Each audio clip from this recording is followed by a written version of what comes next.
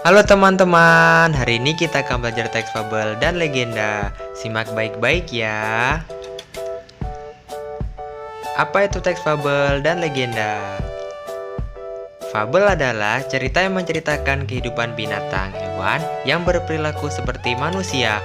Fabel juga merupakan cerita fiksi atau khayalan belaka. Fabel juga dapat diartikan sebagai suatu cerita yang menampilkan hewan-hewan sebagai tokoh utama. Dalam cerita fabel, hewan memiliki perasaan, berbicara, berpikir, bersikap, dan memiliki emosi layaknya manusia pada umumnya. Seperti halnya fabel, legenda juga termasuk dalam sastra lama. Legenda adalah cerita rakyat di mana si empunya cerita menganggap bahwa kejadian atau peristiwa dalam cerita itu benar-benar terjadi. Biasanya, legenda mengisahkan asal-usul tempat, tumbuh-tumbuhan, dan dunia binatang. Lalu ada struktur teks fabel dan legenda. Orientasi adalah bagian permulaan pada sebuah cerita fabel yang berisikan dengan pengenalan cerita fabel tersebut. Lalu komplikasi adalah klimaks sebuah cerita yang berisikan mengenai puncak masalah yang dialami dan dirasakan oleh tokoh. Lalu resolusi adalah bagian teks yang berisikan pemecahan permasalahan yang dialami dan dirasakan oleh tokoh. Lalu koda adalah bagian terakhir teks cerita yang berisikan pesan-pesan atau amanat yang terdapat dalam cerita fabel. Lalu kaidah kebahasaan cerita fabel dan legenda.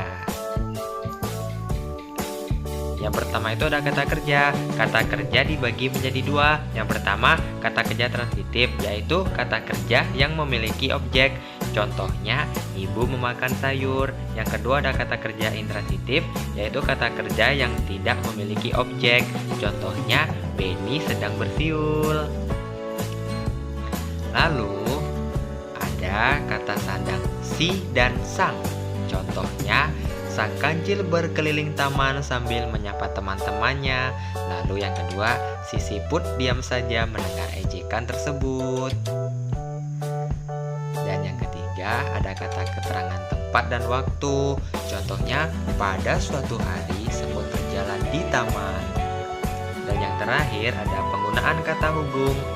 Kata hubung sering digunakan dalam teks cerita fabel, diantaranya lalu, kemudian, dan akhirnya. Contohnya, akhirnya sang semut meminta maaf dan berjanji untuk tidak mengulanginya.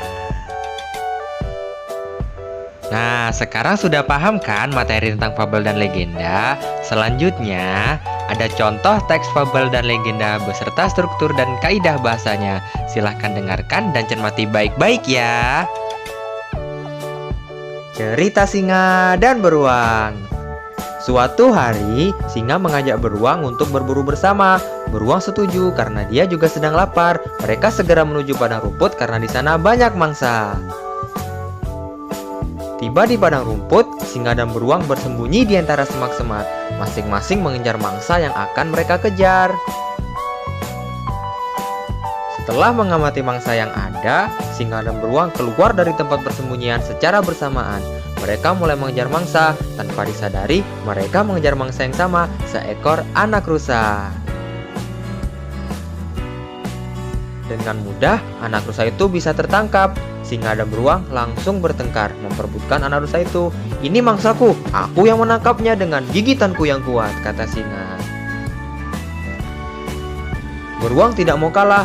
"Tidak, ini rusaku, aku juga menangkapnya." Mereka terus memperebutkan anak rusa itu. Saat hari sudah sore, singa dan beruang akhirnya berhenti berebut. Mereka lelah dan hanya duduk tanpa bisa menggerakkan badan. Rupanya, dari tadi serigala mengamati pertengkaran mereka. Mengetahui kalau saat ini singa dan beruang sedang lelah, ini kesempatanku untuk merebut anak rusa itu, pikir serigala. Serigala segera berlari dan merebut anak rusa. "Terima kasih ya, kalian baik sekali memberiku anak rusa yang lezat ini," kata serigala sambil tersenyum. Dengan sisa tenaga, singa dan beruang berusaha merebut kembali mangsa mereka. Namun, mereka sudah terlalu lelah. Akhirnya, anak rusa itu dibawa kabur serigala. "Semua salah kita. Kalau saja kita mau berbagi, pasti kita sama-sama kenyang sekarang, kata mereka dengan wajah yang terlihat menyesal. Nah, tadi adalah cerita fabel beserta struktur teksnya. Sekarang kita bahas analisis kaidah kebahasaan cerita singa dan beruang. Yang pertama ada kata kerja. Itu ada kata kerja transitif terletak pada kalimat ini mangsaku, aku menangkapnya dengan gigitanku yang kuat. Lalu kata kerja intransitif terletak pada kalimat singa dan beruang berusaha merebut kembali mangsa mereka. Yang kedua ada kata sandang si dan sang. Pada cerita singa dan beruang tidak ditemukan kata sandang si dan sang. Yang ketiga, kata keterangan tempat dan waktu terletak pada kalimat suatu hari singa mengajak beruang untuk berburu bersama. Yang kedua, mereka segera menuju padang rumput karena di sana banyak mangsa. Dan yang terakhir, saat hari sudah sore, singa dan beruang akhirnya berhenti berebut. Dan yang terakhir ada kata hubung terletak pada kalimat akhirnya anak rusa itu dibawa kabur serigala. Terima kasih.